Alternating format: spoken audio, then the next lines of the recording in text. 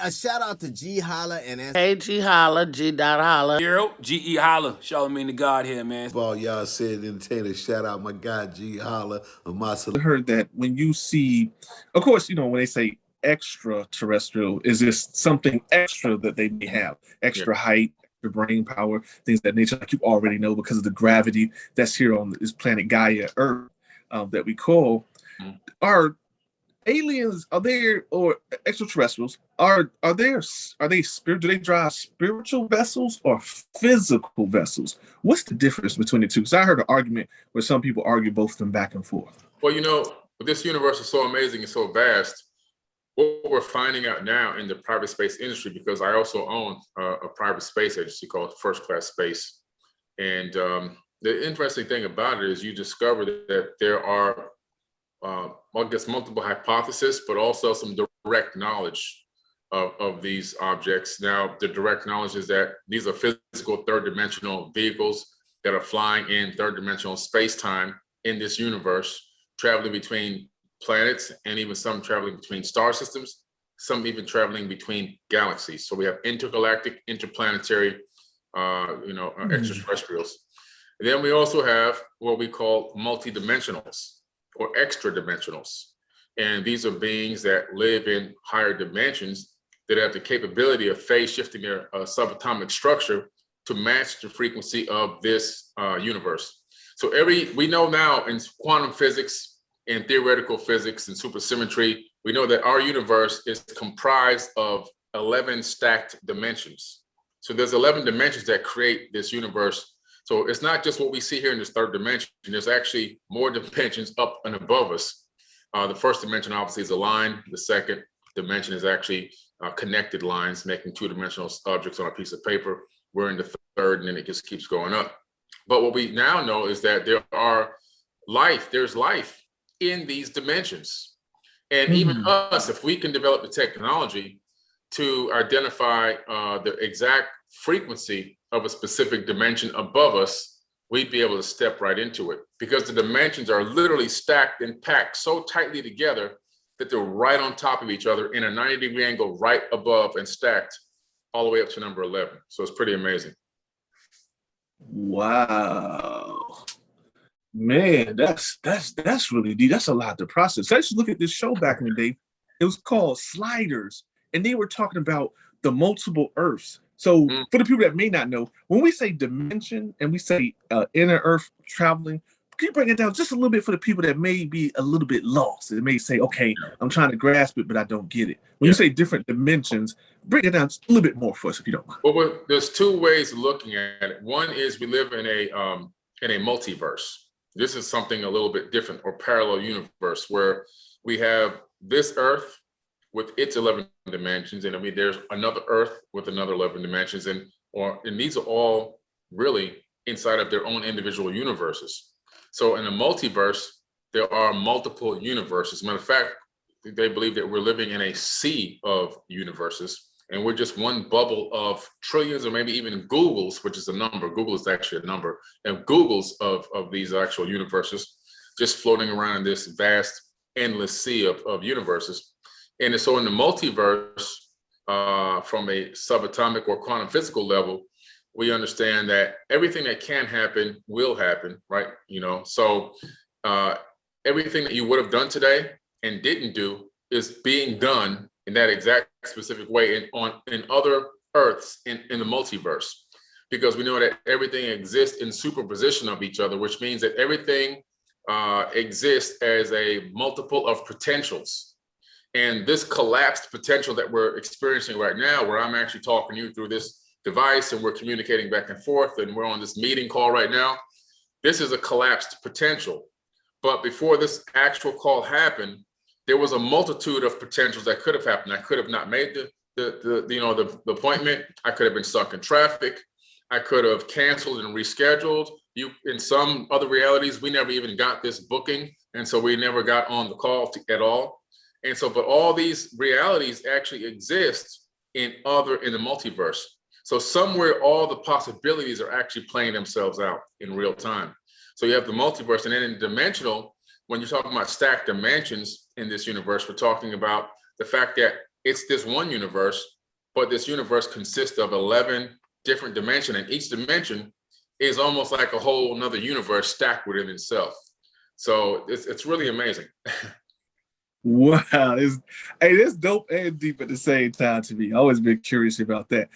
Mr. Carson, do you think that these movies and these TV shows, especially when it comes to Marvel, because they talked about Ant-Man and and the version of time travel or time placement, do you think, and even the shows called Slider and Star Trek, do you think they've been slowly feeding people the truth so they can get comfortable with the idea we may not be alone in the universe? But I don't know why we think we are alone, but do you think those movies and TV shows like that, Star Wars, Star Trek, Sliders, has been helping us along to get the understanding? Oh yeah, they do a phenomenal job there. You got to remember, the shows you just mentioned, they have real science writers. I'm actually a science researcher for documentaries and a ghost writer for shows. And so they use people who are, well versed in different fields of science to come up with the science behind the script. And so they're given a direction, and that direction is taken from a lot of real science, so they can make it more, seem more real, more plausible, and also make the viewers think, wow, this is amazing. Is this possible? And when you start to research these things, you start to realize, oh, this is based off of like real science that we're working on and operating in, or peer-reviewed copies or peer-reviewed documents or papers have been put out on right now as of today. So you begin to realize that they've been kind of giving us disclosure on these different types of possibilities through entertainment. So I call it edutainment, is what I call it, edutainment. If you really are paying attention and not just looking for the shootouts and the fast car chase or the space battle, but if you start really paying attention to a lot of the science being dropped and then go look into it, you go, oh man, this is real stuff, That's good. And I'm glad that a brother like you have came to this existence, to this planet, to lead us in the way. Because, a lot of times the Black and brown people, we don't feel a connection, even though we are a part of that essence. We don't feel connected because we're so grounded in reality, dealing with your day to day. Like you said, growing up in Queens, even Neil deGrasse Tyson, Neil Tyson, no, that's not his last name. He was born in the Bronx, so I can understand a lot of brilliant minds are in the hood, but we can't get past that because, like you said, you got that gate over here. It's always a gate. It's always something preventing you. Even when you look through these books, look at NASA in the 60s, and we didn't know then, but you never saw any Black or brown people. So you just was like, oh, I'm not worried about that. That has nothing to do with me. So I'm glad brothers like you exist now in this current time. Hey, I appreciate it. Thank you, man. So, and sometimes it's a lonely road. Doing this for 40 something years, you start to be like, man, what am I doing here? Is this gonna, but I've seen things come a long way when I first started, from the point when I first started sharing information face to face, because the internet and all these other formats didn't even exist. Hiding in bushes, talking to people and friends, contemplating things where it's just a handful of us. Then eventually seeing it grow to where we were exchanging VHS conspiracy tapes, and then into cassette tapes, and then it moved into CDs, and then it moved to DVD, tapes with information on aliens and UFOs and conspiracies and this and that. And eventually it went to the web, and then forums, and then blogs, and now social media. Now it's on mainstream TV. So I've seen the development, like a stock chart that's doing very well, portfolio over the years. And it's like, now I can listen to people in restaurants talking about aliens and UFOs and talking about quantum physics and all these things that people, used to call me a whack job and a tinfoil hat wearing fool and all this stuff, And I remember telling people about, I think it was in 2008, I was saying that there's going to be people, trying to create breakaway civilizations on Mars. And I was, these forums are still online till this very day. The statements are still there. I'm crazy. And of course, mostly Black and brown people, because it just didn't resonate with them. But now you look, these billionaires are trying to take, Elon Musk is trying to take 80,000 people to Mars. And now he's upgraded that to he wants to take 1 million. Jeff Bezos wants to go to Mars and all these people. So there's a lot of billionaires pre-registering for these trips, one-way trips, by the way, not coming back. So I was right again, but it takes some time for us to come around, just because of the situation that we had been through for 400 years. That slavery mentality and the slave physical and mental abuse is in our ancestors, and our ancestors have passed it into our DNA through epigenetics. It actually comes in through the RNA, through the male, through the father. And so we pass down from generation to generation the tortures and the torments and the mental programming and enslavement from our ancestors is in our bodies right now today. And that takes up to 20 generations to actually erase or to be depleted, only if we begin the reprogramming process now, or can still continue to persist. So we have a long way to go, but slowly but surely, we're starting to come around.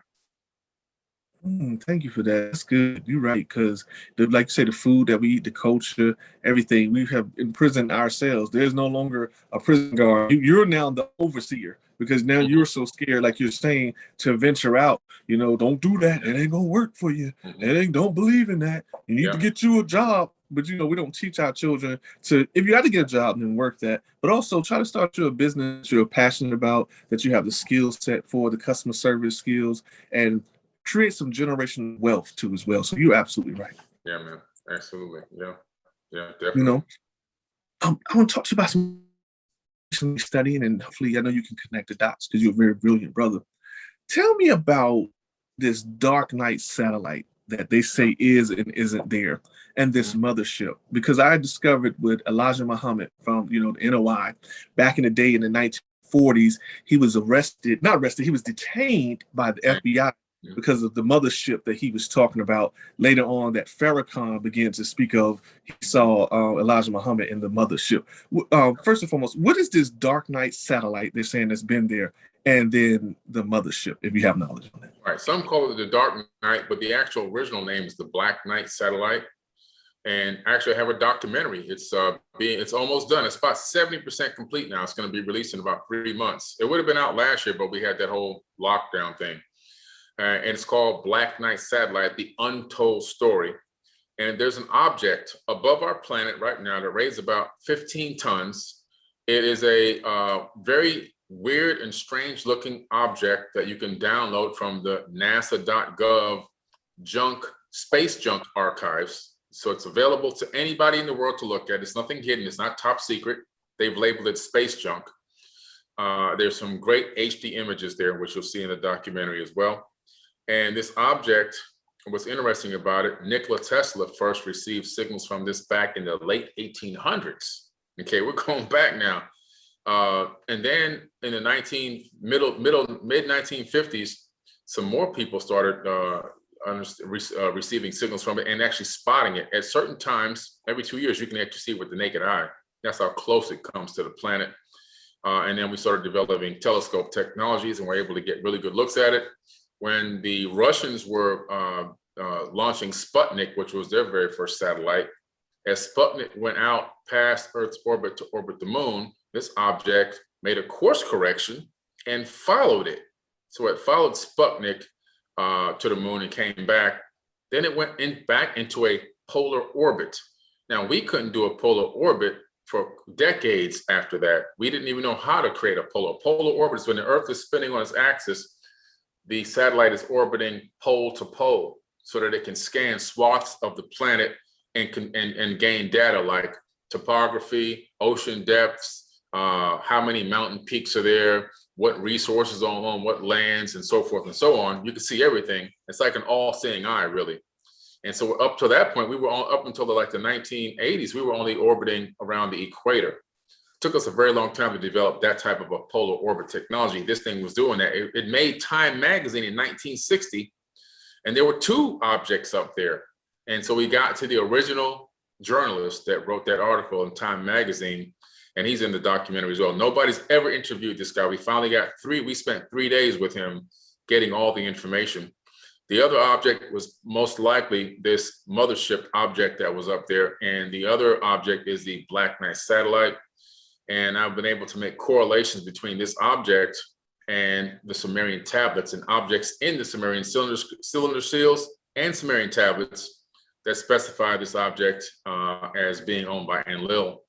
And now ham radio operators were able to get a signal from this thing, and they were able to analyze the signal, and they went to several scientists, and they realized that this signal was giving out a location of a star cluster or star system, a constellation really, named the Epsilon Boötis constellation. But as they began to draw out this constellation, they realized that it was the location of the constellation as it was in the sky viewed from Earth 13,000 years ago. So now all of a sudden we have a potential date of 13,000 years, because if you go based on precessional periods and you go back 2 more precessional periods, it can be 36,000 years ago. But either way, it's interesting that when you look up the Epsilon Boötis constellation, you find 2 amazing things. One thing you find is that the Sumerians had attributed to the god Enlil. So the Anunnaki named Enlil owned that constellation, which is pretty interesting. And number 2, in modern times now, Michio Kaku and several other major experts in theoretical physics have noticed a void in the constellation, and it appears to be an artificial void. In other words, they think that there's a cloaked advanced civilization there. So this is pretty interesting stuff. So that's going to be all talked about in the documentary. Wow, you remind me so many like episodes I seen with Star Trek: The Next Generation. Yeah. He actually was in one time, and it was a cloaked planet, and they had such advanced old technology that people were getting sick because they no longer knew how to maintenance it, and they took their children off the ship, off the Enterprise, to help repopulate the planet. Wow.